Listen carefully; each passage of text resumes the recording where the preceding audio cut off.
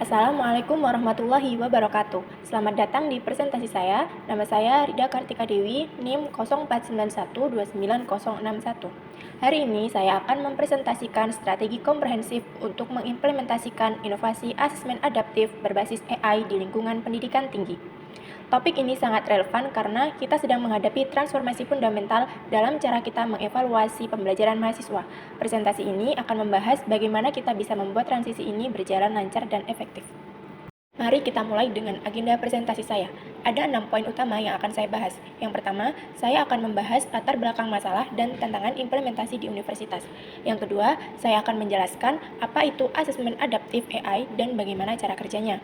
Ketiga, saya akan menganalisis 5 karakteristik inovasi menurut teori Rogers 2003 yang penting untuk memahami adopsi inovasi. Keempat, saya akan membahas strategi difusi inovasi dengan 5 tahapan proses yang konkret. Kelima, saya akan mengidentifikasi manfaatnya untuk dosen dan mahasiswa.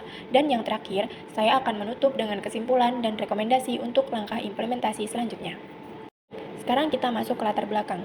Skenario kita adalah sebuah universitas swasta di Indonesia yang sedang berpikir untuk mengadopsi sistem asesmen adaptif berbasis AI.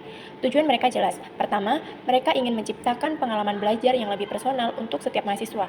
Yang kedua, mereka membutuhkan data yang akurat tentang penguasaan materi untuk mengevaluasi efektivitas pembelajaran. Dan yang ketiga, mereka menginginkan penyesuaian soal secara otomatis berdasarkan kemampuan individu masing-masing mahasiswa. Namun, seperti halnya implementasi inovasi lainnya, universitas ini menghadapi beberapa tantangan serius. Tantangan yang pertama adalah resistensi dari para dosen. Mereka khawatir dengan berbagai hal. Apakah sistem ini valid dan bisa dipercaya? Bagaimana dengan keamanan data mahasiswa? Dan yang terpenting, bagaimana pengaruhnya terhadap peran mereka sebagai dosen? Tantangan yang kedua adalah kebingungan di kalangan mahasiswa. Banyak yang skeptis terhadap sistem baru ini dan tidak yakin apakah ini benar-benar akan membantu pembelajaran mereka. Dan yang terakhir, ada tantangan manajemen, yaitu bagaimana cara mengimplementasikan sistem ini secara merata di semua fakultas. Jadi, pertanyaannya adalah bagaimana kita bisa mengatasi ketiga tantangan ini. Mari kita pahami terlebih dahulu apa itu asesmen adaptif berbasis AI. Secara sederhana, ini adalah sistem penilaian yang cerdas. Sistem ini bisa secara otomatis menyesuaikan tingkat kesulitan soal berdasarkan kemampuan setiap mahasiswa secara individual. Semuanya menggunakan algoritma artificial intelligence yang terus belajar dari respon mahasiswa. Sekarang, bagaimana cara kerjanya? Bayangkan seorang mahasiswa mulai ujian. Dia akan diberikan soal dengan tingkat kesulitan sedang sebagai permulaan. Sementara mahasiswa menjawab, sistem AI secara real-time menganalisis jawaban dan mengevaluasi pola responnya. Berdasarkan analisis ini, sistem akan secara dinamis menyesuaikan tingkat kesulitan soal berikutnya. Jika mahasiswa menjawab dengan benar, soal berikutnya akan lebih sulit. Jika salah, soal akan lebih mudah. Proses ini terus berlanjut sampai sistem memiliki gambaran akurat tentang profil kemampuan mahasiswa. Hasilnya adalah penilaian yang jauh lebih detail dan personal dibanding ujian tradisional. Sistem ini memiliki 3 keunggulan utama. Keunggulan yang pertama yaitu personalisasi. Setiap mahasiswa mendapatkan pengalaman ujian yang unik, disesuaikan dengan level kemampuan mereka masing-masing. Keunggulan yang kedua yaitu efisiensi. Waktu ujian bisa lebih singkat karena sistem tidak perlu menanyakan semua topik. Sistem fokus pada area yang benar-benar dibutuhkan, namun hasil yang dihasilkan jauh lebih akurat. Keunggulan yang ketiga adalah data-driven. Sistem memberikan insight yang sangat mendalam tentang penguasaan materi yang bisa digunakan untuk intervensi pembelajaran yang tepat sasaran. Untuk mengetahui kenapa orang yang menerima inovasi ini dan ada yang menolak, kita bisa pakai kerangka dari Everett Rogers. Menurutnya, ada 5 karakteristik inovasi yang sangat mempengaruhi apakah seseorang mau mengadopsinya atau tidak. Cara orang melihat kelima hal ini biasanya cukup akurat untuk memprediksi keputusan mereka. 5 karakteristik itu adalah keunggulan relatif, kesesuaian dengan kebutuhan atau kebiasaan yang sudah ada, tingkat kerumitan, kesempatan untuk mencoba dulu, dan seberapa mudah hasilnya bisa dilihat. Mari kita bahas satu persatu. Karakteristik pertama adalah relative advantage. Ini adalah pertanyaan, sejauh mana inovasi dianggap lebih baik dari sistem yang digantikannya? Untuk asesmen adaptif AI, keunggulannya dibandingkan sistem tradisional sangat jelas.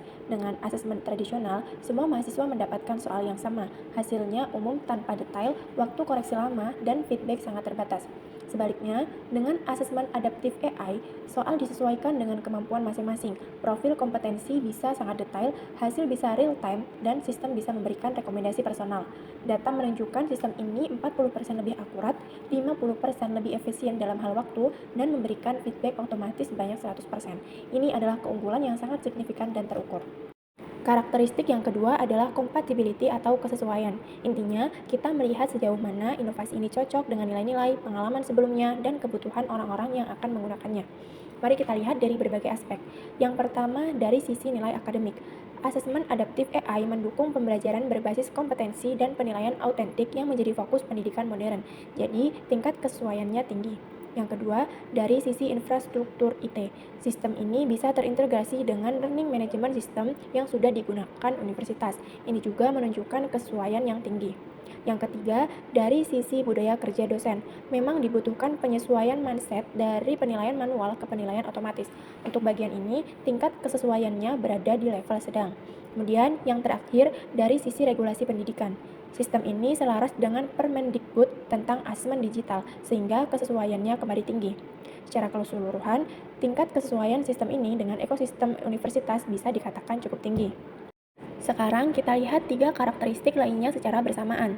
Karakteristik yang pertama yaitu complexity atau kompleksitas. Sistem ini sebenarnya tidak rumit, tampilan antarmukanya sederhana dan mudah dipahami. Dosen tidak perlu punya kemampuan coding, mahasiswa juga sudah terbiasa dengan computerized based testing dan dashboard hasilnya jelas. Strategi yang kita pakai adalah memberikan pelatihan secara bertahap. Karakteristik yang kedua yaitu trialability atau kemampuan untuk dicoba. Sistem ini sangat memungkinkan untuk diuji dulu sebelum diadopsi penuh. Kita bisa mulai dengan pilot project di 1 atau 2 fakultas, menyediakan mode sandbox agar aman untuk testing, memberi masa uji coba 1 semester, dan bahkan mudah untuk rollback kalau ada kendala. Strateginya adalah memulai dari kelompok early adopters. Karakteristik yang terakhir adalah observability, atau sejauh mana hasilnya dapat diamati. Output sistem ini sangat terlihat. Ada dashboard real-time, success stories bisa ditampilkan, data perbandingan mudah dibaca, dan kita bisa melakukan demo ke semua fakultas. Strategi kita adalah menampilkan showcase atau testimonial. Ketiga karakteristik ini menunjukkan potensi tinggi untuk mendorong adopsi inovasi. Sekarang kita masuk ke inti pembahasan, yaitu strategi difusi inovasi. Rogers menjelaskan bahwa ada 5 tahapan dalam proses keputusan adopsi inovasi. Tahap pertama adalah knowledge, yaitu ketika individu mulai mengetahui bahwa inovasi itu ada dan memahami fungsinya. Tahap kedua adalah persuasion, di mana mereka mulai membentuk sikap apakah positif atau negatif terhadap inovasi tersebut. Tahap ketiga adalah decision, yaitu saat individu memutuskan untuk mengadopsi atau menolak inovasi. Tahap keempat adalah implementation, yaitu ketika inovasi mulai digunakan secara aktif. Dan tahap kelima adalah confirmation, yaitu saat individu mencari penguatan atau validasi atas keputusan yang sudah dibuat. Jadi, setiap tahap membutuhkan strategi yang berbeda dan spesifik. Mari kita bahas satu persatu.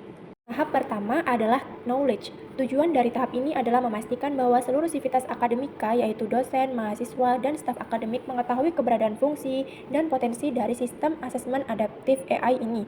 Untuk mencapai tujuan tersebut, ada 2 strategi komunikasi. Strategi yang pertama adalah media massa.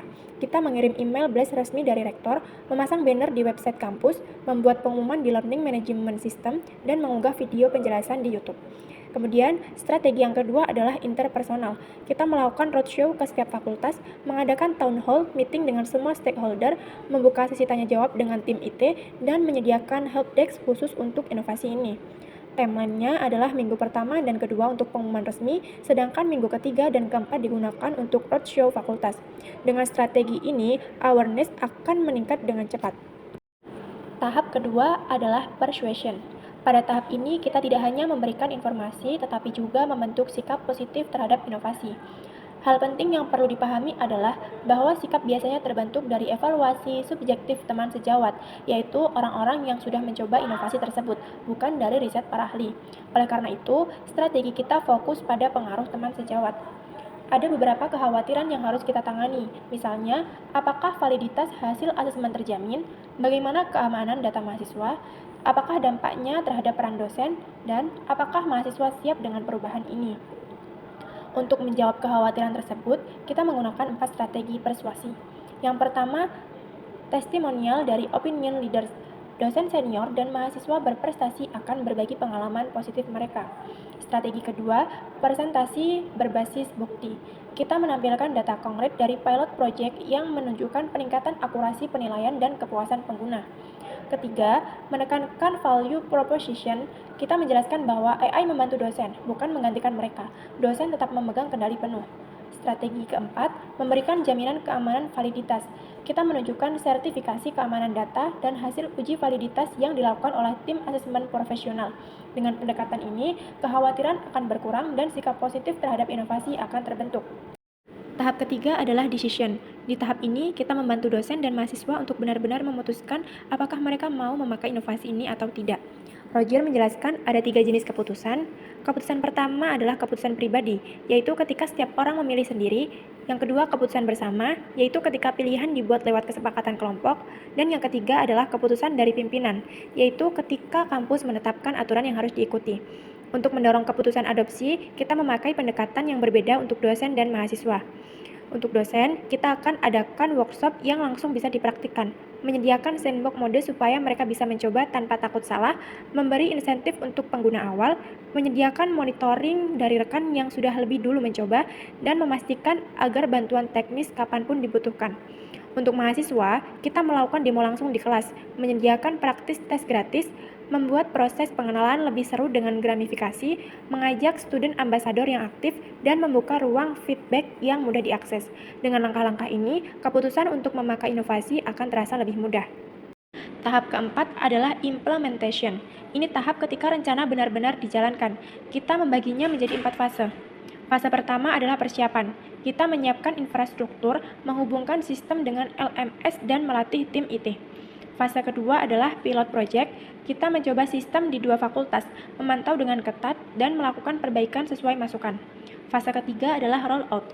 Kita memperluas ke fakultas lain secara bertahap, mengadakan training untuk pengguna baru, dan memberi support yang aktif. Fase keempat adalah full operation. Sistem digunakan di semua fakultas dengan optimisasi rutin dan pemantauan data. Untuk memastikan implementasi berjalan lancar, ada 3 hal penting. Pertama, ada champion di tiap fakultas yang menjadi penggerak perubahan. Yang kedua, help desk harus cepat merespon masalah. Dan yang ketiga, kita memantau KPI setiap minggu untuk memastikan semuanya sesuai rencana. Tahap kelima atau tahap yang terakhir adalah confirmation. Ini tahap untuk memastikan inovasi yang sudah dipakai tidak berhenti di tengah jalan. Kita ingin pengguna merasa keputusan mereka sudah benar dan tetap memakai sistem ini. Caranya, kita terus mengumpulkan masukan, melihat data pengguna, mencari apa yang perlu diperbaiki, lalu melakukan perbaikan secara rutin. Ada 4 strategi pertama. Yang pertama adalah evaluasi rutin. Kita melakukan survei setiap semester dan cek KPI setiap bulan. Yang kedua, memberi apresiasi. Kita memberikan penghargaan untuk pengguna yang aktif dan contoh praktik terbaik. Yang ketiga, membuat jalur feedback yang mudah. Ada forum diskusi, kotak saran, dan pertemuan rutin. Dan yang keempat, perbaikan berkelanjutan. Kita melakukan update fitur, training ulang, dan perbaikan bug. Dengan langkah-langkah ini, penggunaan sistem bisa terus berjalan dan memberikan manfaat jangka panjang. Sekarang kita lihat manfaat praktis untuk dosen. Ada 4 hal utama. Yang pertama adalah efisiensi waktu. Dengan koreksi otomatis dan nilai yang keluar instan, dosen bisa menghemat waktu sampai sekitar 70%. Waktu yang tadinya habis untuk memeriksa tugas bisa dipakai untuk hal yang lebih bermakna, seperti diskusi dengan mahasiswa, mentoring, atau menyiapkan materi kuliah yang lebih baik. Kedua, data yang lebih jelas. Dashboard analitik menunjukkan profil kompetensi seluruh kelas. Dosen bisa melihat dengan cepat topik mana yang paling sulit dan apa yang perlu diperbaiki, sehingga intervensinya jauh lebih cepat. Yang ketiga, pembelajaran yang lebih personal. Karena datanya detail, dosen bisa melihat kebutuhan tiap mahasiswa. Misalnya, kalau data menunjukkan 40% mahasiswa kesulitan di satu topik, dosen bisa langsung menyiapkan sesi review khusus untuk mahasiswa yang benar-benar membutuhkan. Jadi, bukan lagi satu pendekatan untuk semua, tapi lebih tepat dan personal. Untuk mahasiswa, manfaatnya juga besar. Pertama, mereka bisa belajar dengan cara yang lebih personal. Soal yang muncul menyesuaikan kemampuan mereka. Jadi, tidak terlalu mudah dan tidak terlalu sulit. Belajar jadi terasa pas, tidak membosankan, dan tidak bikin stres. Yang kedua, mereka mendapatkan feedback instan. Setelah menjawab soal, hasilnya langsung keluar. Mereka juga bisa melihat bagian mana yang perlu diperbaiki tanpa harus menunggu lama seperti penilaian tradisional. Dan yang ketiga, ada alat untuk mengecek perkembangan belajar. Mahasiswa punya dashboard sendiri untuk melihat kemajuan mereka dari waktu ke waktu. Mereka bisa melihat topik mana yang sudah kuat. Misalnya, topik A sudah 85% dan topik mana yang masih butuh usaha. Misalnya, topik B baru 62%. Sistem juga memberi saran otomatis, misalnya, coba fokus review topik B. Ada latihan tambahan yang bisa kamu coba. Ini membantu mahasiswa lebih mandiri dan lebih mudah mengatur cara belajar mereka.